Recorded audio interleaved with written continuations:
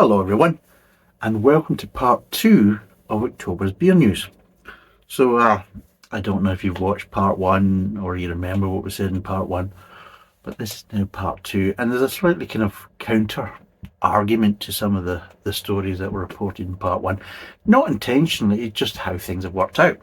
But before we start, there's also an extra story that I want to kind of mention, and it's about the Qingdao Chinese beer, where it appeared that there was a little video on social media going round of some sort of worker who doesn't actually work for the brewery, and neither does the person who was filming working for the brewery, but in one of their kind of ingredients kind of tanks, in other words prior to fermentation and everything else, but one of the ingredients tanks that was empty at the time but would have been filled up with ingredients later on that day, there was this worker in a hard hat urinating.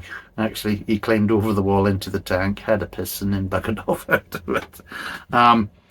Obviously, apparently the Chinese authorities and Qingdao were basically saying that they've isolated this tank and it's kind of been closed off and everything else, pending investigations and criminal investigations and all this type of stuff. But it has had a negative effect on Jingtao's kind of how would you say it? It's going to pop out. Oh fuck! I'm in the dark now. What the fuck's happened here? Oh bollocks! I'm in the dark now. Shit, that's not going right. Right. Anyway, is that working? No, we're in the dark. Oh bollocks! There we go. We've got one light on. Jesus, that's gone well, isn't it? I'm going to keep that in because that made it fun. I don't know why I touched it. I'm thinking that plug's hanging out, and I thought I'll push it back in, and for some strange reason it tripped everything. Quality. I'm going to keep that in. That's just gold, that is. Yeah. If you didn't believe I was an idiot and you needed confirmation, then I've now provided it. Fabulous.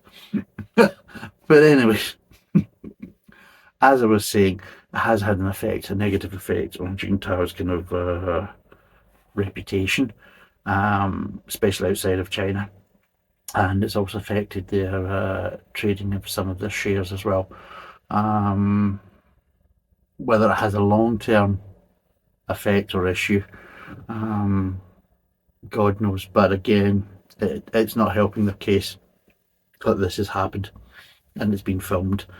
And people are thinking, well, what hasn't been filmed that has happened in the past and things like this? And why would somebody want to do this? And how did they get away with it? And let's be totally honest, if it wasn't putting up on social media by the person who filmed it, then nobody would have known. And that's probably where the biggest alarm bells is, because this wasn't highlighted by Qingdao themselves.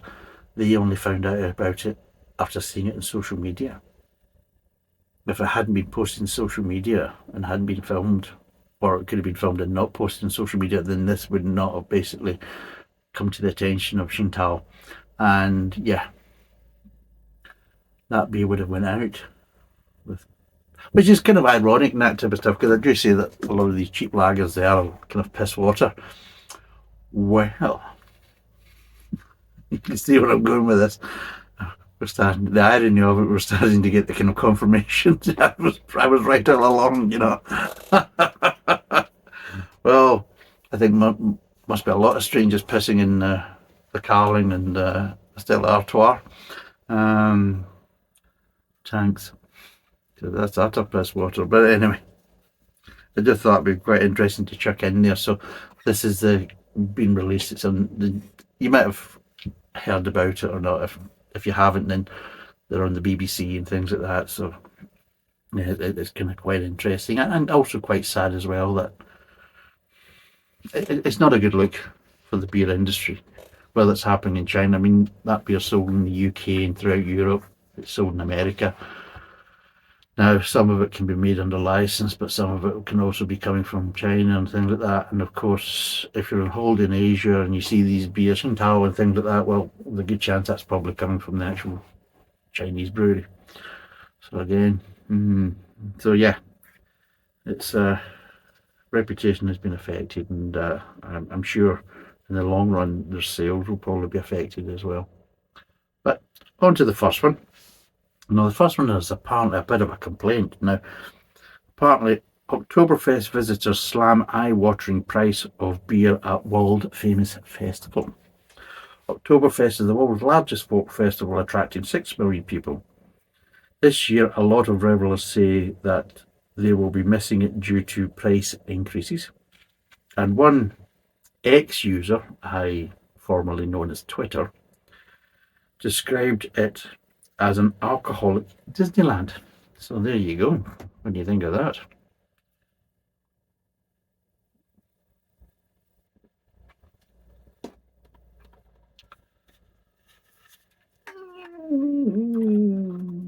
Not bad, actually. Not bad. But anyway, let's delve deeper. Oktoberfest is the world's largest folk festival, celebrated for its famous beer event and travelling carnival. The iconic event runs from mid-September to around the first Sunday in October. It's known to attract over 6 million people from around the world.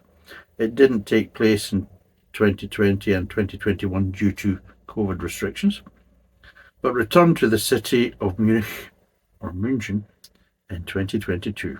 However, this year a lot of revellers are giving it a miss due to how expensive it's become, with one ex-user calling it an alcoholic Disneyland. A 1 litre stein of beer will reportedly set you back between €12.60 or £10.92 and €14.90 or £12.92, which is a 6% price increase from last year, which is quite a lot, but also you've got to remember that prices have gone up quite a lot from this time last year to now. And in lots of different markets, food prices have gone up. Fuel prices, especially on the basis of energy like gas, electricity, and heating oil.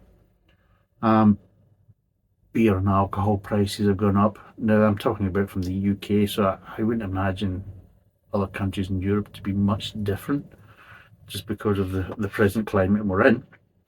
But one American user wrote, I contemplated going last year just because I wanted to visit Germany since I live in Europe now, and it's way closer than when I was in the States. But holy hell, researching it seemed so damn expensive that it was like an alcoholic Disneyland, or Disney World.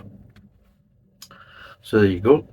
Another added, just crazy expensive and unaffordable for the common people. It's not Oktoberfest, it's Upper Class Fest. Someone else agreed, tweeting, I have never been to Oktoberfest. I will probably never go there either. It's too expensive for me. Now, I've been to Oktoberfest twice. Once in the 90s and once in the early noughties. Not because I was planning to, I just basically was in Germany that week, and I knew I was going to be finishing up in Germany at the end of the week. And instead of flying to Brussels for the weekend, I thought, well, I'll just stay in Germany and I'll head over towards the festival. And those were the days when it was a lot easier to get in, and you didn't either have to book or get there early and things like that to get a seat in some of the kind of beer tents and things like that. So it was a lot easier to get to and get in and everything else. And I didn't find it overly expensive. I mean, I would probably say that some of the beer prices were a little bit higher than the beer killers round about kind of München or Munich, but not by that much, to be totally honest. And I think obviously you've got to take into account it's not just the beer, it's the environment and the experience as well with the bands and everything else and the singing, and there is a kind of theatre to it. It's not just sitting there drinking beers. And of course, you do drink quite a lot of beer, and it's good fun, and you'll make a lot of friends on that night and everything else. But you will also you get an experience, and it's all together. It's not just about the beer. Maybe now, yeah, maybe it's a bit more pricey for the beers, but you've also got to take into account the present situation in the world and how we're all being affected in lots of different ways with price increases. I've got to say, in the 90s, it was a bit different. When I was there in the 90s, it was a little bit more low level than in the noughties. It was starting to kind of maybe ramp up a bit in the noughties, and of course, it's fully ramped up now. But in the 90s, it was a strange one because I went there and I didn't have a clue what I was doing. And I met these Germans, and they kind of took us round not only the different beer tents for Oktoberfest, but also took us round some of the different beer kellers as well. That were also having specialist beers because of it, and they showed us a different side to Oktoberfest that, I'd be honest, I would never have known about and never have experienced. And I'll be totally honest, some of the beer kellers away from the actual festival itself was actually more fun. And it was quite strange that, because when I was there in the noughties and I did go to Oktoberfest, I was only there until kind of mid-afternoon, and then I went away back to the hotel, had a little sleep, had some num-nums, and then went back out to these beer kellers again, and they were exactly the same. And yeah, they were great fun. And I actually enjoy some of these beer kellers more than the actual Oktoberfest. And yeah, the beers were cheaper, but the experience was a lot nicer, and yeah, really party. I mean, you think it's party at the actual beer tents in Oktoberfest kind of site. But if you go into the kind of more traditional beer kellers in Munich, then oh Jesus, oh yeah.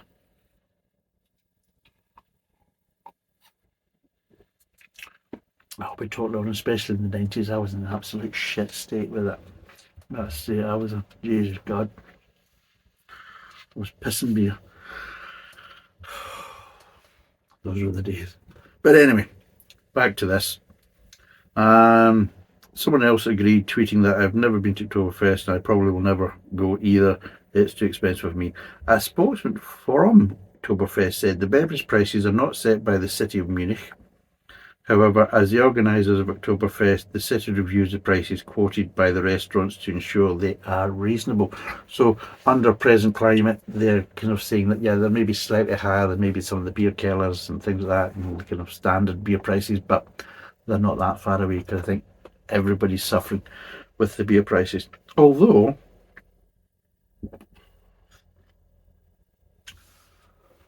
we were getting German beers there, and they were £2.50 a bottle for 500.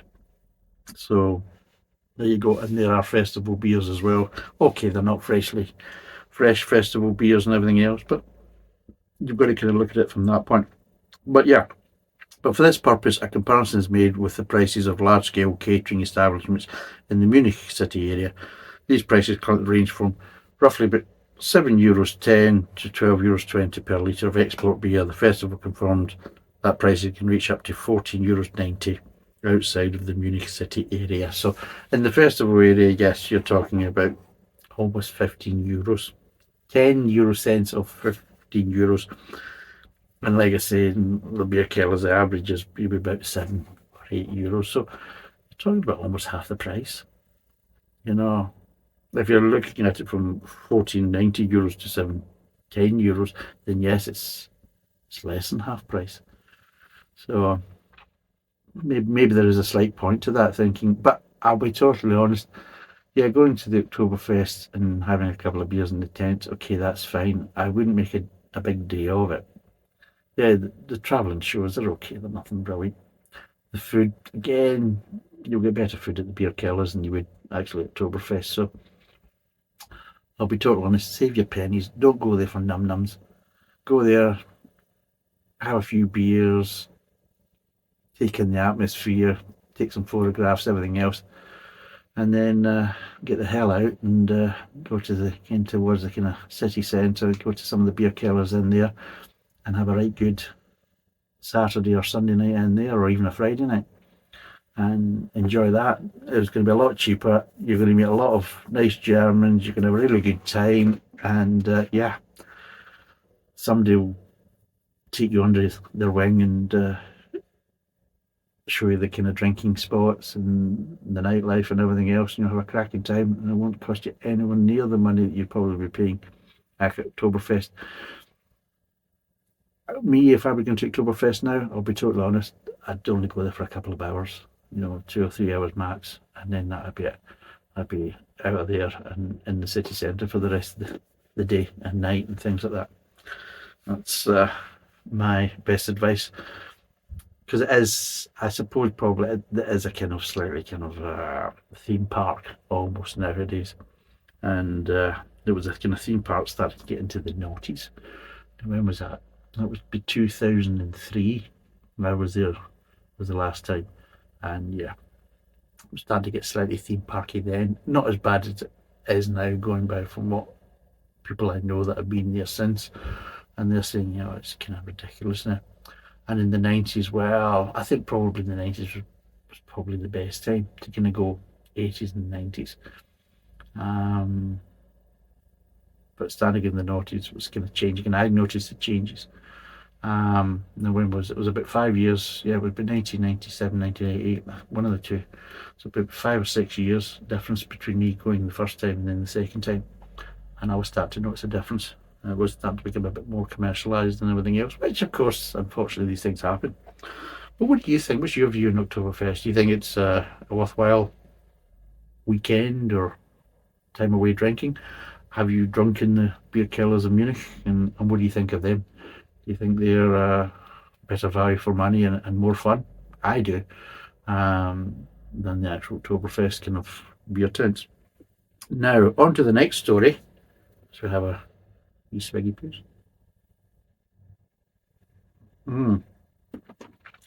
Molson Coors moving beyond beer.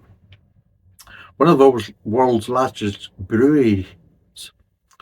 One of the world's largest breweries has said it's moving beyond beer as young consumers look to different types of drinks, including low and non-alcoholic products. Well, I've got to be. I'm not surprised that Molson Coors is moving beyond beer, because I'll be totally honest, I thought they'd already done that years ago. Because some of the shit that they pass out as beer, I'm thinking, well, I think that's beyond beer. It sure still doesn't taste like beer, and yeah. But anyway, so there's a kind of irony there from my point of view. The statement was made by CEO Gavin Hattersley and comes as the Sober October campaign has commenced, with an increasing number of people looking to drink low and non-alcoholic products on a semi-permanent or even permanent basis. According to the Portman Group, around 1 in 3 people are semi-regular drinkers of low and no alcohol goods, although the majority of non-drinkers, 58%, have never drunk such a product. Now, I can understand that. It's a bit of a strange one, but I met up with a friend when I was up in Scotland recently. I met up with a friend and went out for something to eat. Now, he'd had a night on the beer previously. I just had a couple of whiskies that evening, but he had a night on the beer, and when we met up, he wasn't really in a state, didn't really want to drink. So he started off with I think it was a fruit juice and then coffee. I had a couple of beers, but I wasn't really that bothered about it, because I'll be totally honest, the beer options were absolutely crap. I'll be totally really were crap. And I had 2 pints of Belhaven and Belhaven Best, and I'm thinking, Jesus God. This bloody beer just keeps coming back. The name Belhaven just keeps coming back to haunt me. And if you actually watch the Scottish series, then you'll understand that. Seriously. And yeah, I was totally honest. After the second Belhaven, I was watching him finish his coffee with fucking envy. I was thinking, oh, lucky bastard. because it was just, oh no, seriously. But yeah, to cut a long story short, we decided to. No, he thought we had something to eat with our drinks. We had a meal, and we were still kind of chin wagging because we're. I think it was God, how many years? Was it 5 years maybe since we'd met up and spoke? And it was 2019, and of course it was 2002. Yeah, probably yeah, almost 5 years. So yeah, what happened was he said, "Well, what's the Guinness Zero like, the non-alcoholic Guinness? Because he drinks Guinness, so he does." And he was asking me what it was like. I said, "It's not too bad. I'll be totally honest. It's not great, but I'm not a big Guinness fan anyway, and I think that affects it." But as I said to him, as an honest answer, I said, "Well, out of the different non-alcoholic beer versions I've tried in my non-alcoholic series, I would probably say that Guinness was the kind of closest to the kind of more original alcoholic version. And whether you're into the alcoholic version or not, it's not so far away. It's drinkable." So he thought, "Well, fine, I'll give it a crack." So I thought, all right, fine, I'll join you because I'm not really enjoying the Belhaven. There's a surprise because it was just piss water. So yeah, so we had a few non-alcoholic Guinnesses, and it was fine. I mean, it didn't put us over the limit. Wasn't driving anyway, so it wasn't a problem for me. But there was nothing really there that was kind of floating my boat. And I thought, well, I might as well just join you on it. But he said, yeah. As I said to him, it's slightly kind of watery in mouthfeel compared to the original, and maybe a bit less in the flavour, and maybe a little bit of slightly more sweetness, as I said to him. But at the end of the day, it wasn't that bad. And I'll be totally honest, the non-alcoholic Guinness was better than the Belhaven. So there you go. So that's what the point I'm trying to get to is that it is a viable product if it's done right, or kind of closer to the kind of more originals. So apparently, according to the Pope, what's it? But the general movement away from regular consumption of higher ABV beer has caused one of the world's biggest brewers to reflect. We're moving beyond beer. We're moving into non-alcoholic products, whether those are energy drinks, whether they are non-alcoholic beers, Hattersley told CNBC. Hattersley said consumers in their 20s are focused on health and well-being, and this change in behaviour was playing into the company's overall strategy. The brewer now includes Miller Lite, Topo Chico Hard Seltzer, and Coors Light within its range, and is launching a non-alcoholic version of their Blue Moon, which is a kind of supposedly Belgian wheat beer piss water, in time for the annual Dry January campaign, which is similar to Sober October and promotes a month-long abstinence from alcohol. He said, as long as it tastes good, which again is a bit of ironic because most of the beers, in fact, nearly all the beers that come from Molson Coors doesn't taste good. But anyway, then consumers will drink the products. This year, the brewery has also launched a non-alcoholic version of Staropramen, one of its most popular beer ranges. Jesus God. Well, if it comes along and I'll see it, I'll review it. But seeing as in the UK, the UK brewed Staropramen is kind of piss water, it's really a non-event, then I wouldn't hold out much hope for the non-alcoholic version because I very much doubt that's going to be any better. So anyway, but what do you think? Do you think it's a case as though that non-alcoholic beers have a place in the world? Whereas, I'll be totally honest, I don't know. I mean, the Guinness thing, okay, that was fine, but I'd be totally honest, would I have had the non-alcoholic Guinness if my mate wasn't having it?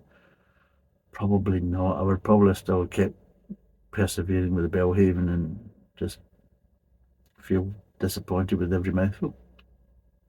But yeah, and we did do some of them, and I'll be totally, some of them were just dreadful. Some of them were just unfermented watered down. It was just seriously, there hadn't, you can taste some of them hadn't even gone through a fermentation process.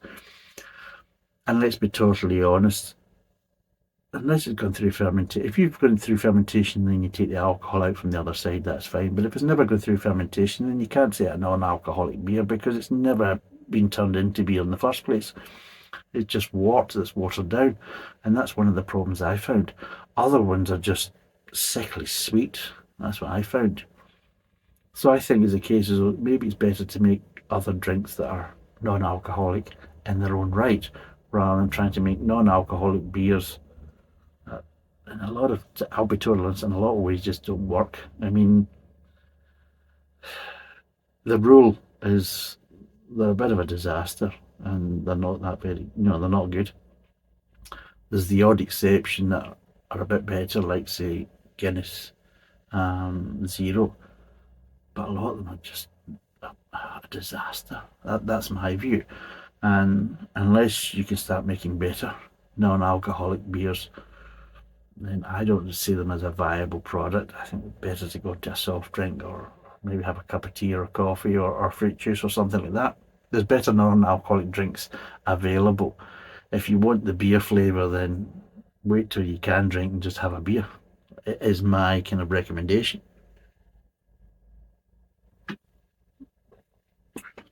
But anyway, quite interesting. Right. Now here's a kind of counteracting. Now previously in part one we were talking about craft beer in the US and globally, and expect such a continued rise in sales and everything else and revenue, and it's so wonderful and it's growing and all this. But here's a counter argument that people are drinking less craft beer. Here's why, says Brewers Association. So after a decade plus of unprecedented growth, which they admit, same as the previous article, the craft beer industry is starting to experience some growth pains that are, well, sobering. As a Forbes contributor previously reported, over the first half of 2023, craft beer sales numbers declined by 2%, according to the Brewers Association, the first time the industry saw a decline other than in 2020 since these stats have been tracked. In one way, the reasons for craft beer's diminishing sales are complex and range from still lingering pandemic disruptions to an intense growth rate in recent years that was never sustainable, and from general inflation to lifestyle trends around healthier living. But in another sense, the reason for the rough patch craft beer has encountered is simple. The number one reason why people say that they're drinking less craft beer isn't because they're watching their waistline or watching their wallet. It's because they are drinking more of some other type of beverage alcohol, said Bart Watson, chief economist of the Brewers Association, during a webinar discussing the results of the Brewers Association mid-year survey. Other reasons respondents said they were drinking less beer included opting for a healthier lifestyle overall, cutting back on overall calorie consumption, drinking more non-alcoholic beverages, the economy, and more. But these other concerns were at most half as common as drinking other types of alcohol, according to the survey. So there you go. So you've had a report in part one talking about, well, the future's bright, and the sky's the limit from the craft beer kind of point of view, and it's going to be good year-on-year growth all the way up to 2032. They were saying it's going to be great and wonderful, and they expect sales to double by then and revenues to double and everything else. But then again, you're now getting a report saying, well, right now things aren't rosy and people aren't drinking craft beer and they're drinking other beers instead. Now, as I said, is the case as though in previous videos, one of the biggest problems is that craft beer they charge a premium price for. And under the present climate, where let's be totally honest, people are tightening their belts and prices are going up and everything else. That people are now drinking other drinks that are still alcoholic and everything else, and that could still be beer, it could be non-beer alcohol products, but they're looking for better value for money, and they're not getting that in the craft beer industry. And we've also had big craft beer brewers like, as I've said before, Brewdog, who produced a nitro stout with no crazy, I mean, they broke their mold because they're always liked with their stouts is adding silly flavours and concoctions and everything else, where they just did a standard stout, nitro pour, and have been promoting that in the Black Heart. We've got coming up is their Shore Leave, they've done an amber ale, which is again is more traditional, and again the prices are away from their gaudy can brigade options, because every time they put in a brightly coloured can they're wanting $3.50 plus for it. Whereas, let's be totally honest, their Black Heart have been £1 a can if you're buying it a 4-pack in Tesco's. So there you go. If you want value for money in it as a Brewdog customer, then you better drink the Black Heart traditional stout than any of the other products, because it's only £1 a can. And there you go. And I think the Shore Leave is obviously not as cheap, but again is nowhere near the kind of £3.50 mark for a can, and sold in a bottle. But we'll cover more of that in the future with when we do the review. So yeah, so what do you think? Do you think which of the two stories do you think is more accurate? Do you think that the craft beer industry is going to keep on growing and it's going to be, you know, sky's the limit and everything's going to go through the roof and it's going to be wonderful? Or do you believe more of a story like this, that yeah, things are struggling and that's why craft breweries are kind of changing their strategy and adjusting their products to kind of try and get more revenue in from other markets, because other factors are affecting the craft beer industry that people aren't really buying it? So what do you think? Let us know down below whether you think craft beer is going to go through the roof or whether it's really started to struggle. And we're also going to look in the basis, we've lost a few craft breweries as well.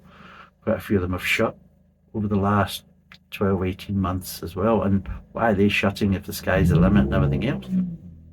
So yeah, bit of a strange one. Now here's one that's a kind of, it's a strange story to me, because it's kind of a beer that's kind of close to my heart, and I really don't know what to make of it. There's a girl back with his bloody exhaust again. Big bore bill.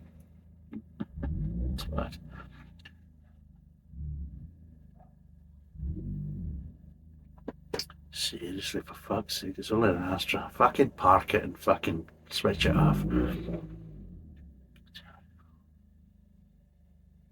How many bites of cherry does it need? Anyway, next story is Theakston launches Old Peculier IPA.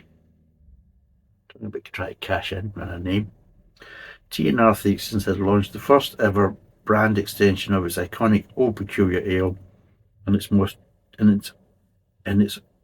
200-year. What's that?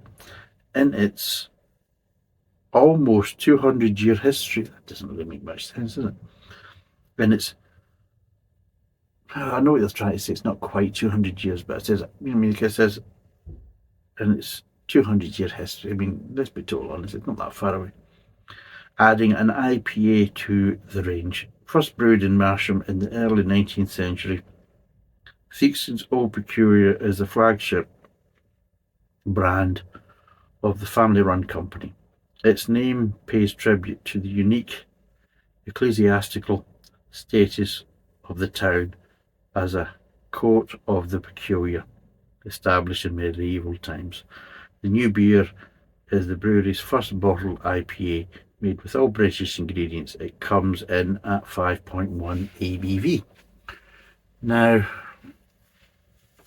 we've got an IPA coming up from Green King, there we have,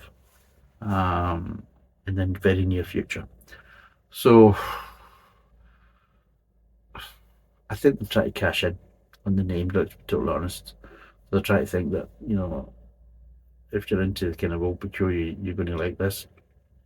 And instead of trying to create a new product and a new brand round about it, it's easier to kind of try and piggyback onto that and maybe open up the Old Peculiar name and brand to drinkers of the craft fraternity, and maybe try and make it a bit more appealing to them. But, well, if they try it and maybe like this IPA, then they might want to try Old Peculiar and things like that. I don't see how this is really going to work, because Old Peculiars, you can get any further away from an IPA, and it's quite sweet and everything else. And yeah, it just doesn't really kind of follow.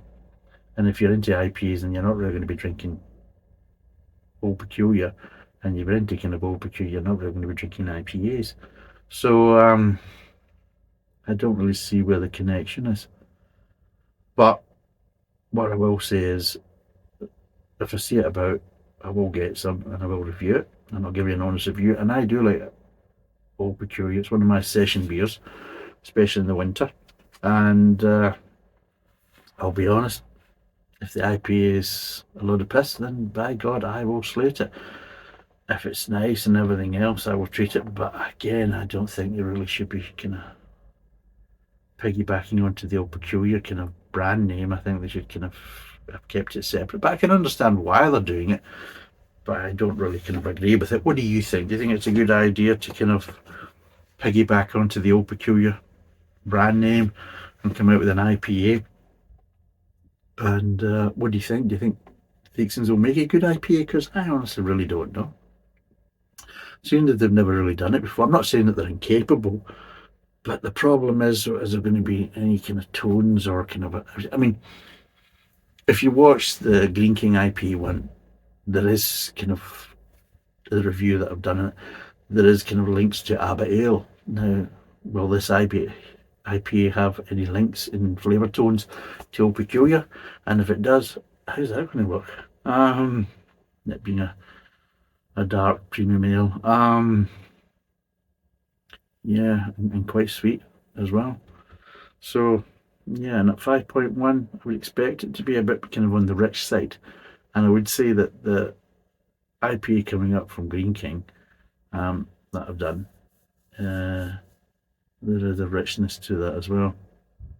But anyway, let us know what you think. I'm kind of dubious about it. Right. The English-grown Harlequin, Jester, and Olicana hops deliver a zesty fruitiness with a full-bodied malty undertone. It finishes with a pronounced hop-forward flourish. This is what the flavours are described of it. As a brewery with almost 200 years of experience, we have never rested on our laurels and felt like now was the time to create a brand new bottled IPA, said Simon Theakston, Joint Managing Director of T&R Theakstons.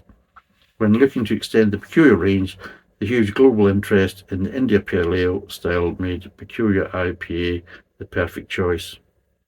Yeah, maybe looking trying to kind of jump on the bandwagon is kind of more like it. We'll try to cash in and maybe get a wee bit of share for yourself. That's what it feels more like. We wanted to capture the heritage of the style whilst also creating a product fit for this iconic name that showcases our brewing prowess. The result is an IPA of outstanding smoothness, flavour and character. We hope our Peculiar IPA will introduce fans of Old Peculiar to something new, and in turn lead fans of IPAs to other beers in our range. So yeah, I think they're trying to kind of use it as a seed product, maybe. I don't really see, because I watched the Green King IPA review that's coming up very soon, and I think I'll cover a lot of what I'm thinking about this product in that, and I think a few answers will be obviously kind of the same from that product to this one, and I think there's going to be quite similar kind of reactions to it, in flavour wise and everything else, and flavour tones. So watch that and let me know what you think, because I can see some similarities coming on with that. I could be completely wrong, but something tells me that I'm not.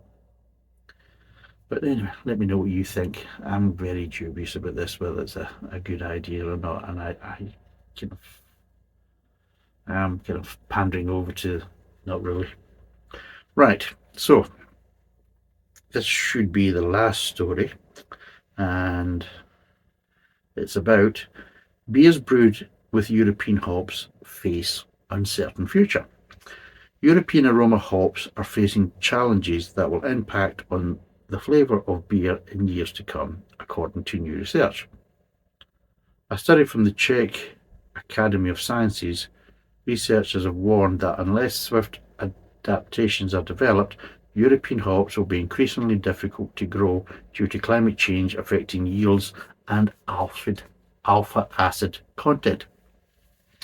The researchers outlined that Europe will experience a drop of 4 to 18% in traditional aroma hop yields by 2050, plus a 20 to 31% fall in alpha acids. The research, which looked at hop yields and their alpha acid content in great detail, identified how both have already experienced a steady decline since the 1970s and a pattern that is set to continue. Recent reports outlined how in Europe high-quality aroma hops are restricted to small regions because of their once ideal climate and environmental conditions. But as warmer and drier seasons are expected, so too will be the beginning of unknown changes to growing and flavour profiles of these hops. The researchers are now calling for rapid, inventive adaptations to find a solution, but have still lamented that much more scientific investigation is needed for this to be carried out. Now, aroma hops plays a big thing. I mean, the Czech beer, I mean, you've heard of from other probably YouTube viewers going on about Saaz hops, Saaz hops, Saaz hops. Well, Saaz hops is a very famous aroma hop. It doesn't really give you bitterness and things like that. It's all kind of more aroma, kind of what we call flavour profiles.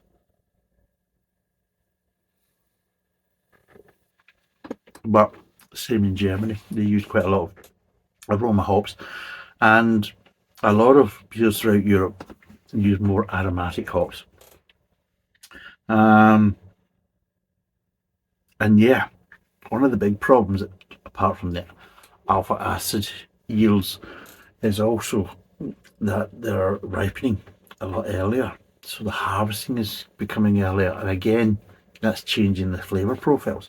Because as a good example, that's why we have an early Saaz hop and we have a late Saaz hop. And the late Saaz hop is now becoming more popular within the Czech beer kind of brewing recipes and styles, is because it's giving different flavour profiles from the early harvest Saaz hops. And yeah, that's now becoming a bit of a problem because they're all becoming kind of earlier down the line, and because they're ripening earlier and then being harvested earlier, you are getting slightly changes in the flavour profiles. So it makes it more difficult to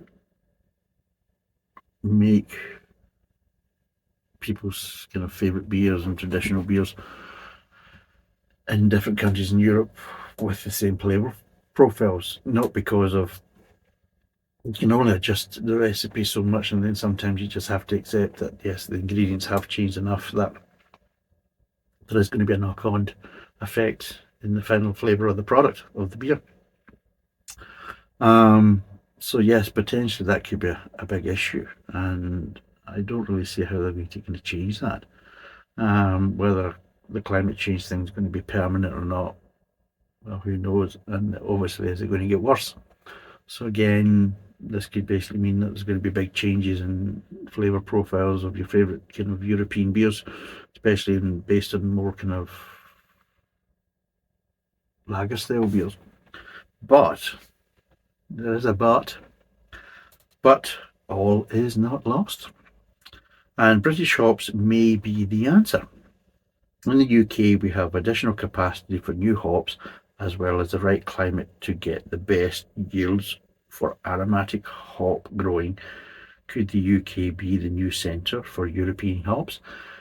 And that is a potential option, because while climate change is affecting these traditional aromatic hops producing the same quality of hops and yield in Europe, climate change has also opened up that while we can obviously still brew our traditional or grow our traditional hops for our ale making, maybe not so much in Kent and things like that, but further up the country, in more cooler parts of the UK, we can still make them. With the changes that are happening down in Kent and other areas of the UK with climate change, is opening up these areas for growing more kind of European style aromatic hops, which again could then basically mean that countries like Germany, Czech Republic, and other places can continue to brew their style of beers with the same type of flavour profiles, but not from locally grown hops, but from hops from the UK. So again, as one kind of door shuts, another one opens, and potentially that could be a situation. The only problem is, though, is because of how beer is brewed in the UK and how hops are done and everything else, that hops production has kind of dropped in the UK. So there is plenty of room for new capacity to come in. The problem is, though, that over the years, a lot of these areas for hop growing has been lost, just because traditional family farms have kind of shut up shop or decided to look at other farming areas for revenue and things like that, and that give them a better yield and better revenue. So maybe they might return back to hops if there's going to be a better market for European style aromatic hops. It might be, or maybe they've left that kind of business for good and quite happy to continue with the business that they've now moved into. Some have been lost completely, and have been these hop growing farms have been redeveloped for other pursuits and functionality. So again, what would happen? This is a situation. It's alright saying that yes, we could grow them here, but unfortunately, with our style of brewing and everything else, some of the more kind of traditional productions have been lost, and it's been easier and cheaper to buy in dried hops from abroad, and especially in the craft beer industry, and also the main kind of beer conglomerates and their piss water have been using more kind of hop extracts and everything else, so they're not even using a natural hop product, never mind whether it's dry hopped or whether it's pellets or whatever and things like that. So what do you think? Do you think this could be an opportunity for the UK? I think it could be, but unfortunately it just depends if the infrastructure is there to take advantage of it. And I think we've lost quite a lot of it. And some of it's been down to breweries cutting corners, and some of it's been down to trends wanting kind of more international style hops and don't really want the kind of local kind of traditional British hops. They're kind of old and tired, and all these kind of more American based and things like that, or New World based hops is far more important in the future. So again, what's your view on that? What do you think? Do you think that with climate change it's going to affect European beers unless something's done about it? And could this be an opportunity for British hop growers to kind of take advantage and kind of help by brewing more kind of European style, or growing more kind of European style hops for the European market. What do you think? I'm not sure. I think it could be, but again, it just depends what state the actual hop brewing industry in the UK is like. Because from what I understand and what I know about it, it has been dwindling over the years, and it's a shadow of its former self. I don't know whether it could recover and revert back and build back up. I don't know if there's even a desire. I don't know how would European brewers feel brewing with hops from the UK rather than from local growers and local sources. I don't know. Again, it also do with the kind of the attitude. Would Czech brewers want to make Czech beers with hops from the UK? Same in Germany and other countries. Do they want to kind of stick to the more kind of traditional options and allow the beer flavours to change accordingly? Or do they want to stick with the kind of flavour profiles they've got and maybe buy in hops from abroad? Who knows? So again, watch this space, but something's going to have to happen, because I don't see things are going to be changing or reverting back to what they used to be. So something has to change. So either the flavour of the final product has to change and they keep using the local stuff, but the flavour's changing, or they start looking at maybe importing foreign grown ones, and is the UK a viable option? Climate wise it is. Whether or not the infrastructure is still there to take advantage of that is a different story. So again, watch this space and it could be quite interesting. I think this story is going to kind of grow and grow, and I think there's going to be many different kind of facets and different reports coming in over the years as they try and find solutions for it. But I don't think there's going to be one clear-cut solution. I think there's going to be many different options, and it just depends what suits certain brewers. So I'd watch in on that one. I think that story's got a lot of life still left in it, and I think we're going to get a lot of reports and updates in the future. So let us know what you think. Also, let you give us any comments, what you think of any other parts of the beer news. Also, what you think of what's been reported in part 1 and part 2, and what do you think of that? And what's your kind of views between the kind of counter arguments of one story saying that craft beer is going through the roof and it's going to keep on doing that, and another report saying no, it's not, it's going downturn and it's going to get worse. What do you think of craft breweries start to kind of make more traditional style beers and trying to kind of have more of a kind of a foothold in the kind of more traditional beer market? And what do you think of more traditional breweries trying to kind of spread into the kind of craft beer market and trying to get an audience there? So again, there's kind of one side and the other and everything else. So it's kind of interesting because we do have kind of contrasting reports and viewpoints from part 1 and part 2. So, what do you think of people pissing in beer? Do you think it's a good thing? Do you think there's a future for it? Anyway, thanks for watching. Cheers and bye for now.